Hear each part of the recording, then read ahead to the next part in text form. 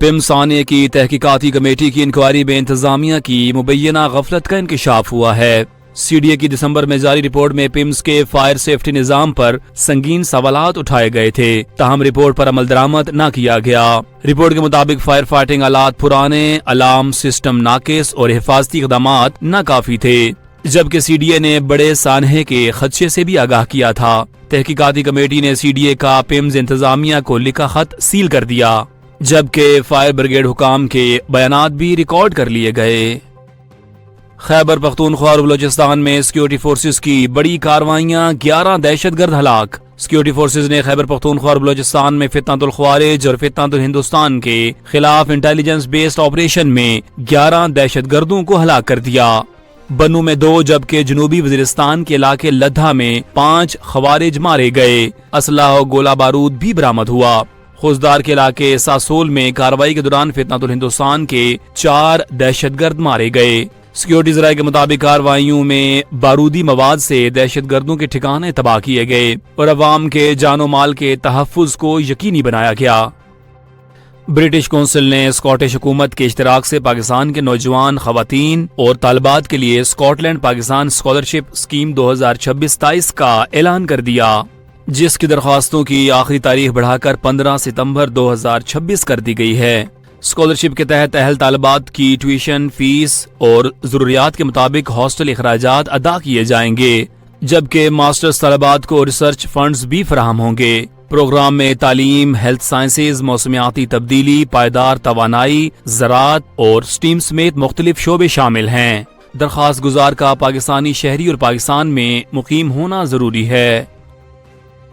कराची से यूसुफवाला जाने वाली कोयले से भरी कोयल ट्रेन फेरोजा रेलवे स्टेशन के करीब हादसे का शिकार हो गई।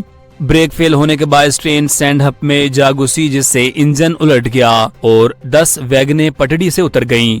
हादसे के बाद अब ट्रैक ब्लॉक होने से ट्रेनों की आमदोरफ्त मुअत्तल हो गई, ताहम हादसे में किसी जानी नुकसान की इत्तला नहीं मिली।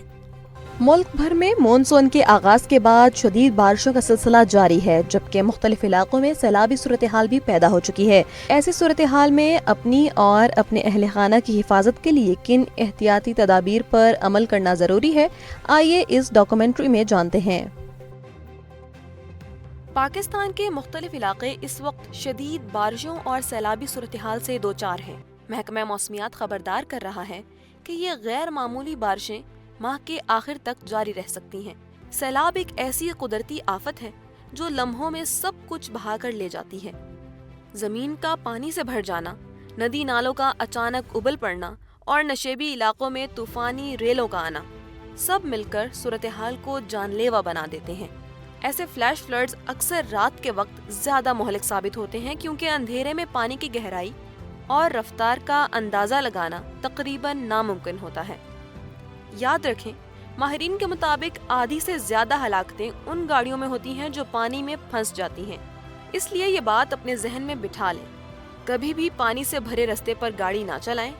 अगर सामने पानी नजर आए तो फौरन रुक जाएं और दूसरा रास्ता इख्तियार करें। अगर गाड़ी अचानक बंद हो जाए और स्टार्ट ना हो रही हो तो फौरन निकलें और ऊंची जगह पर पहुंचें। एक अंडरपास सिर्फ चंद मिनटों में 5 से 6 फुट पानी से भर सकता है और ये सूरत हाल जिंदगी के लिए बड़ा खतरा है। सैलाब के दौरान लाजमी एहतियाती तदाबीर। बारिश, बिजली और गरज चमक के दौरान हमेशा मुहतात रहें। नदी नालों, खाइयों और बरसाती पानी के करीब ना जाएं। याद रखें, सिर्फ 6 इंच बहता पानी भी किसी को गिरा सकता है और अपने साथ बहा कर ले जा सकता है। पैदल चलते हुए, खेलते हुए या तैराकी करते हुए पानी में ना उतरें। बच्चों को सख्ती से मना करें कि वो पानी के करीब ना जाएं, क्योंकि उनके अंदर खतरे का अंदाज़ा लगाने की सलाहियत बहुत कम होती है। अपने घर और ज़िंदगी के तहफ़्फ़ुज़ के लिए ये इक़दामात करें। कम से कम 3 दिन का पीने का साफ़ पानी, खाने पीने का सामान, torch, mobile power bank, first aid kit, नकदी और 7 दिन की ज़रूरी अद्वियात अपने पास रखें। घर वापस लौटते वक्त इर्द गिर्द नजर डालें कि कहीं बिजली की खुली तारें या गैस का रसाव तो मौजूद नहीं।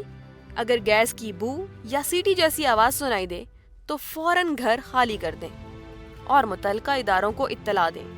बिजली के गिरे हुए खंभों, पानी में डूबी तारों या टूटे हुए बरकी आलात के करीब ना जाएं। پالتو جانوروں کو بھی پانی اور خطرناک مقامات سے دور رکھیں۔ سیلابی پانی میں ڈوبا ہوا یا آلودہ کھانا کسی صورت استعمال نہ کریں۔ جب شک ہو تو فوراً پھینک دیں۔ صرف صاف اور محفوظ پانی ہی پینے، کھانے اور روزمرہ استعمال کے لیے استعمال کریں۔ یاد رکھیں، آپ کی ایک چھوٹی سی احتیاط آپ کی اور آپ کے پیاروں کی زندگی بچا سکتی ہے۔